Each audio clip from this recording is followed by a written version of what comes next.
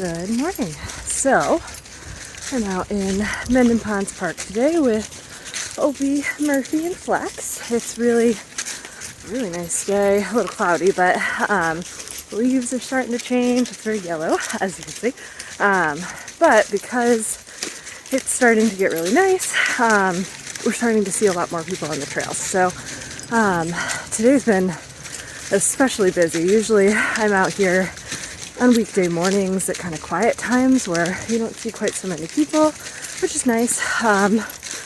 But now that it's kind of perfect hiking weather, there's no bugs. I think people are getting the last of the nice weather in before winter. It's been a bit crazy. So I wanted to take a second to talk a little bit about trail etiquette. And sorry if I'm a little out of breath, I'm going up a hill. But so, you know, it's most of my week I spend out in public lands, which I love. I really enjoy walking trails.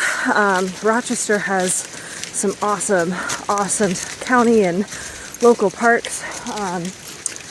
So, you know, that's one of the main reasons why I wanted to move back to the area, and it's part of what I love about owning a dog. However, it is an increasingly challenging problem navigating other people using the trails because of the lack of either education or interest in trail etiquette. So I don't really know what the right answer is to create large-scale change on this, but I think that the best tool out there is just proper education. Proper trail etiquette is so easy, and it helps owners with reactive dogs or people who are afraid of dogs, and it just kind of makes the trail system all just more enjoyable for everybody. So I just want to take a moment to talk about some of the main ways that I practice proper trail etiquette, especially with dogs. So first off, leashes. So, bit of a complicated relationship there, but obviously there's a big problem if you've watched any of our other content with dogs that are, oh my god, that was a big hill. Okay, so dogs that are out of control off leash. So, what I mean by that is they're off the lead, and if the owners were to call them, they won't come back right away. And this is a big safety issue, especially for someone like me, who's often walking 3 to 6 dogs at a time. So we don't run into that quite as often, but it is kind of epidemic level of problem here. So contrary to what you might think from my content, I actually don't mind dogs being off leash at all. We do have leash laws in New York, so the majority of the parks, it is required legally to have your dog on leash. However, on a personal level, I don't really mind if dogs are off lead, so long as they're under voice control. So this is where the etiquette comes in. So even if you have your dog off leash, like, power to you if you want to enjoy the outdoors in that way. But etiquette number one is, when you're approaching other people, recall your dog. So get your dog back into your personal bubble so that you can demonstrate control over your dog and navigate trails with them. This will help the other walkers feel more comfortable, and it will also prevent issues.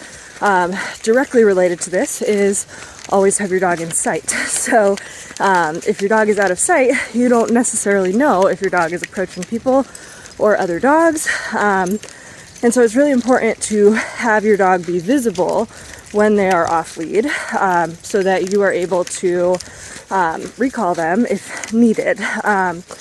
Basically, what spurred this morning's little story is I was walking on the trail with the 3 boys and came across a very cute little Vizsla that was ahead of us on the trail coming the opposite direction. Looked very clearly like it should be with people, but kind of just stood there by itself, no owner in sight, for don't know, at least a minute. So I'm like, I don't know if this dog is loose. I don't know if it has a person attached to it. I called out, hey, please recall your dog. Didn't hear anything. So to me, that's a big red flag, because it's very nerve-wracking for an owner who doesn't know your dog. I don't know if that dog is friendly. I don't know if that dog is up to date on vaccines.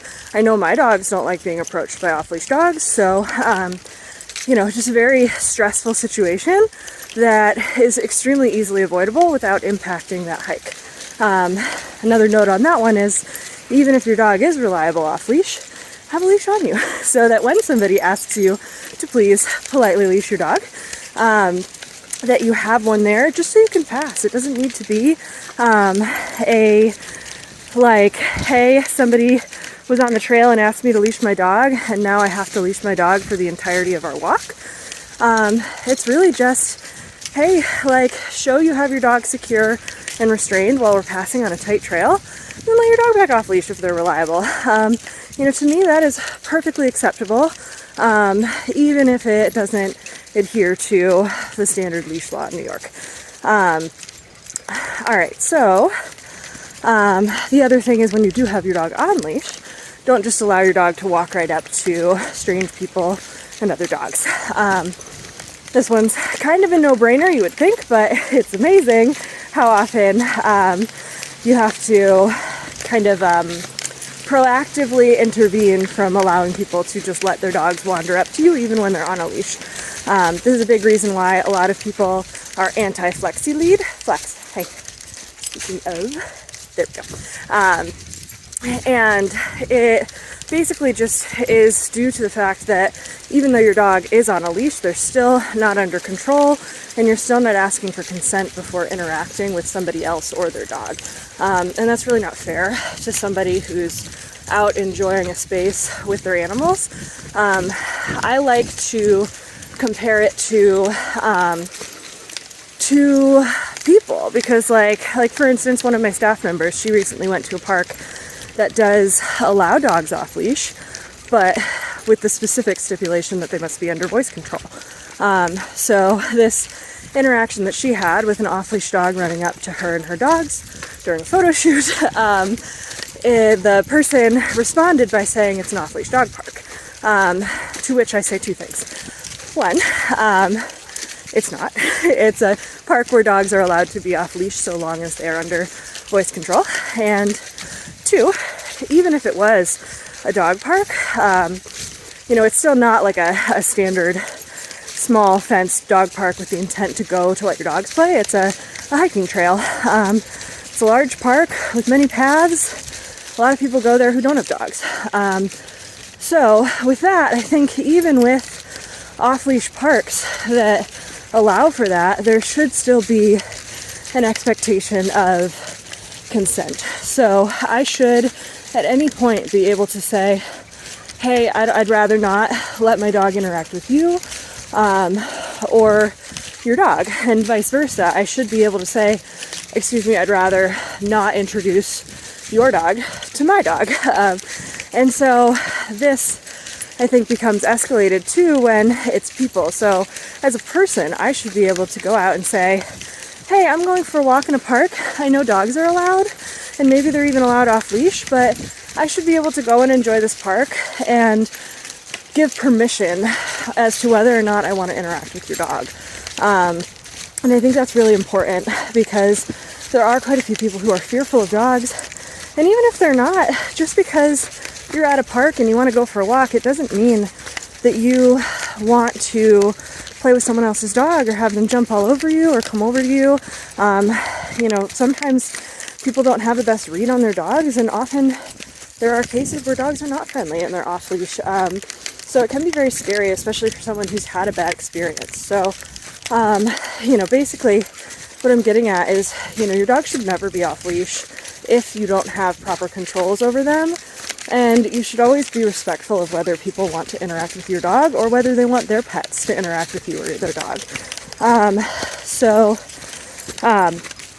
Basically, I like to think of that like I would with people. I go, but technically right now I'm in a park for humans.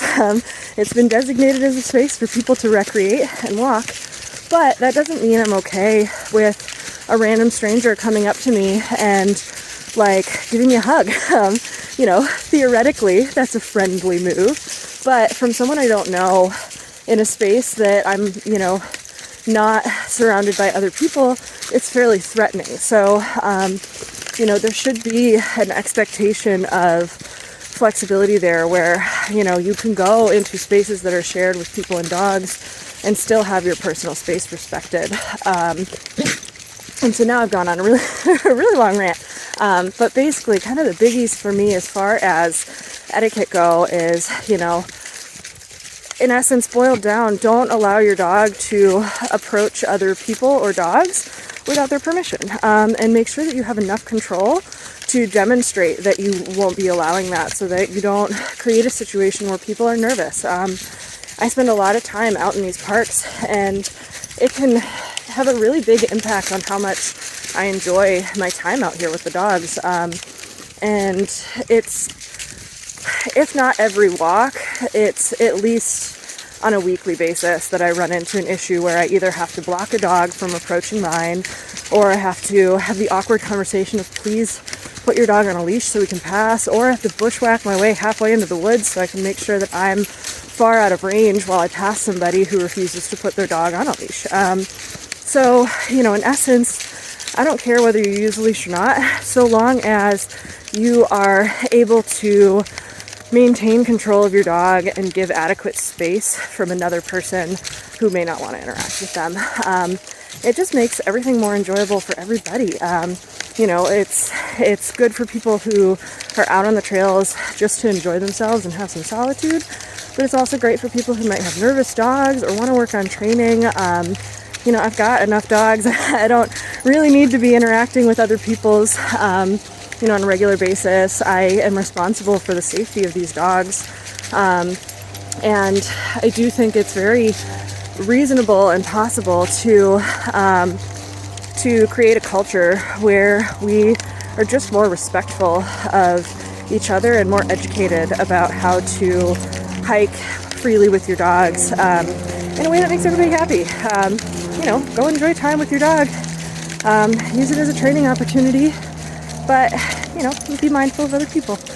As always, think about how your actions affect others, and everybody can have a good time. So yeah, there's my not so short rant for the day. Happy trails.